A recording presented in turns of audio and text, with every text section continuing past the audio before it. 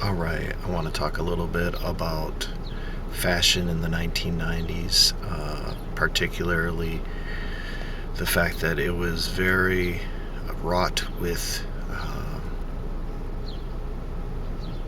what is that called? Not commercialism. Materialism, yes, it was wrought with materialism. I mean, there was fashion and fashions, but I think it all got overridden by brand names and labels.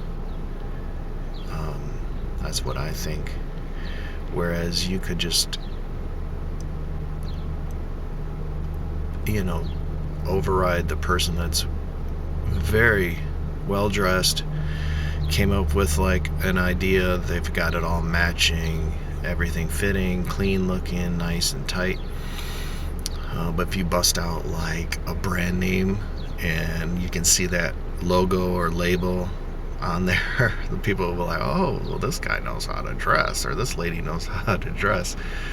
I think that was the big thing back then. Nowadays, maybe people could see a decline in fashion, or maybe people just don't care as much, but I think that you're able to pull together a fashion for a lot less money, and it's not as expensive now to just dress nice, and people can appreciate your fashion sense. Not saying that I have a fashion sense, but I'm seeing that brand names and labels aren't quite as big a thing nowadays, finally. After, like, I would say, like, after the 2010, it really started to decline, but it was really big late 80s through the 90s, early 2000s. You had the labels that were really big and popular, stuff like that. All right, I remember there was this brand name called Used Jeans, and for like a month or four in the early 90s, it was like the biggest thing. It's like, oh, you got used jeans, I'm gonna have some used jeans. But at the same time, there was this big thing. If you bought actual used clothing, if you were at Value Village, which is now like Value World for the most part, thrift store chain, or Salvation Army, or other place where you get used clothing, you would be totally ridiculed in school or on the bus if you were even seen in the parking lot of that place. And it'd be like a running thing. It was like, well, how did you know? You must have been there too. Like, no, I saw you, I was driving by there.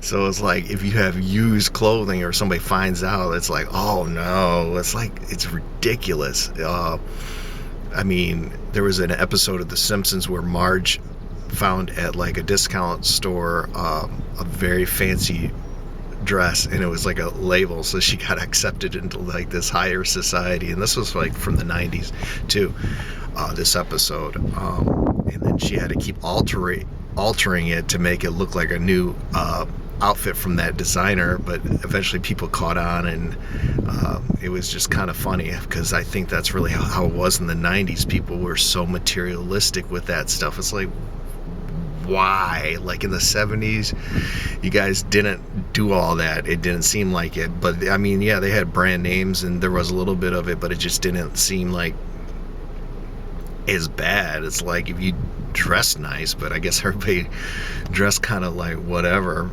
I mean, not everybody, but there was a little bit of a shagginess going on that I see nowadays. I can see it in myself, I guess, But I don't like that commercialism, the materialism. It's like, dude, you could be dressed nice and you have some. It was like you had to represent that. Yeah, you sacrificed for this label. It's like, but dude, you look like trash. Like, yeah, mainstream might say, oh, it's got the label, it must be good. It's looking good. Yeah. But no, like, you look back at some of those fashions and they're ridiculous. Like Tommy Hilfiger, he would just sell logos disguised as shirts and stuff. Now, I do have to admit, like, yeah, the overalls and stuff, Aaliyah and the overalls, I do have like some fondness for that. I do think that's kind of cool. I do remember that. And it's like, but at the same time, it's like, dang, that's a big, big label.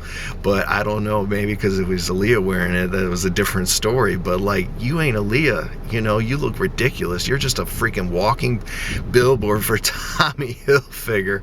And, you know, they came up with the accusations of racism of Tommy Hilfiger later on, which is kind of funny because now I think about like in the mid to late 80s, they had Troop and they had the same accusations about that brand. But I could kind of see it more with Troop because it's like, what's a troop, you know? And like, it was MC Shan accused LL of being a Klans member or something like that. I don't know exactly, but that stuff was ridiculous looking, but I do have a little bit of fondness for how ridiculous it is. But at the time, it was cold. It was like, dang, it's like, you can't afford that. And everybody knows that. But you could be looking so much better. You could be looking, sorry, I'm playing.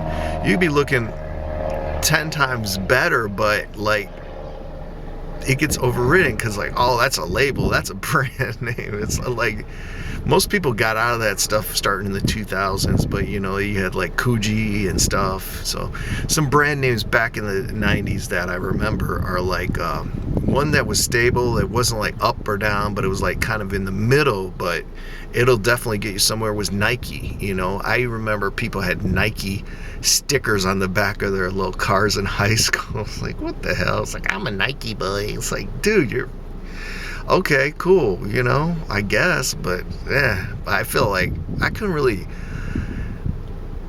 you know, achieve all that. I really couldn't attain all that, them labels, you know. My parents weren't about that, you know. I had like Levi's, but they back then they weren't big labels, but if you wore like a Levi's shirt, like you might get some ridicule. Like now you can kind of wear a shirt with a Levi's logo, but back then not really.